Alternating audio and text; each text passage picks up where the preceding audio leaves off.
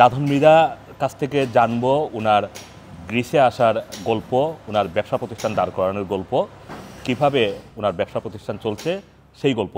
কবে এসেছিলেন গ্রিসে এবং কিভাবে এসেছিলেন, আসার পরে সংগ্রামটা কেমন ছিল? 1995 সালে আমি গ্রিসে আসছি। তখন বয়স কত ছিল? তখন আমার বয়স কত, 19 বছর। 19 বছর, হ্যাঁ 19 বছর, ছোটই ছিলাম। তো অন্য অন্য আমাদের প্রবাসী যারা ছিল তাদেরকে দেখে দেখে মানে বিদেশ যাওয়ার একটা মনোভাব জাগলো। লেখাপড়া ছেড়ে দিয়ে বাস বিদেশ আসলাম। আসার পরে কি করব গার্মেন্টস সেক্টরে যুক্ত হইলাম, যে আস্তে আস্তে কাজ শিখে কাজ করে এখানে গেছে। তো আস্তে আস্তে কাজ করতে করতে করতে করতে মানে আমি একটা 1 বছরের মধ্যে আমি একটা গ্রিক এক ফ্যাক্টরিতে আমি সুপারভাইজার দায়িত্ব পাই। প্রায় 8 বছর পর্যন্ত আমি ওখানে সুপারভাইজার দায়িত্ব পালন করি। তখন তো এই গার্মেন্টস ইন্ডাস্ট্রিটা নিয়ন্ত্রণ করতো গ্রিকেরা নিয়ন্ত্রণ করতো। তো যখন গ্রিকরা নিয়ন্ত্রণ করতো তখন আমি ওদের আন্ডারে সুপারভাইজার চাকরি করি। তো অনেক সময় আমার মাথা জাগলো তো আমি এই ব্যবসাটা কেন করি না। তো যখনই আমি ব্যবসা নাম নিতাম যে ব্যবসা শুরু করব, আমার ওই গ্রিক মালিক উনি আমাকে বেতন বাড়াই দিত।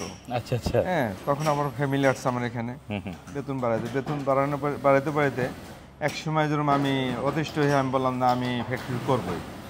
এই 2006 সালে আমি গার্মেন্টস ফ্যাক্টরি শুরু করি। তখন আমি প্রায় 60-70 জন লোক কাজ করতো এত বড় একটা ফ্যাক্টরির মধ্যে, আমরা পার্টনারিতে শুরু করি।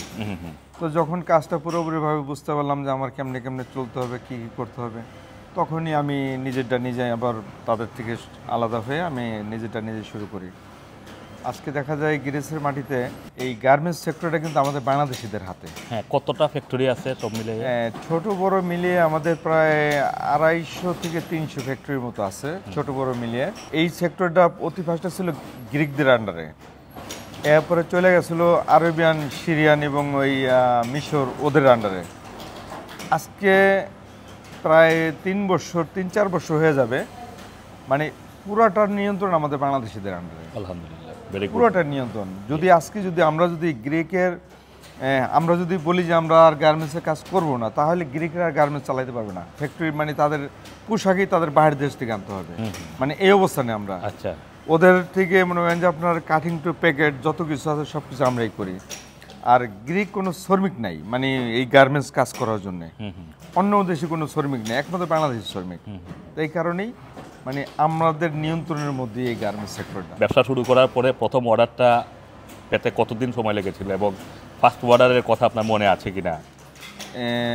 আসলে আমাদের সময় লাগে নাই, কারণ হচ্ছে কি একটা আরবি ফ্যাক্টরি আমি কিনে নিই। ওর যে কোম্পানিগুলো ছিল, কাদের কোন ভাইয়াদের সাথে কাজ করতো, একবারে বায়ার লিস্ট, হ্যাঁ ওই লিস্ট সহকারে নিয়ে নিছি, যাতে আমার আর এত কষ্ট করতে হয় না। টিপচর থেকে তিনি গ্রিসে এসেছিলেন ভাগ্য পরিবর্তনের আশায়, কষ্ট করে সংগ্রাম করে আজকে একটি গার্মেন্টস ফ্যাক্টরির মালিক। ওনার বায়ার যারা, তারা হচ্ছেন গ্রিসের মূলধারায় ব্যবসা করে এবং এই ওনার প্রতিষ্ঠানে অন্তত অর্ধশত বাংলাদেশি নিয়মিতভাবে কাজ করছেন, তাদের পরিবার চলছে।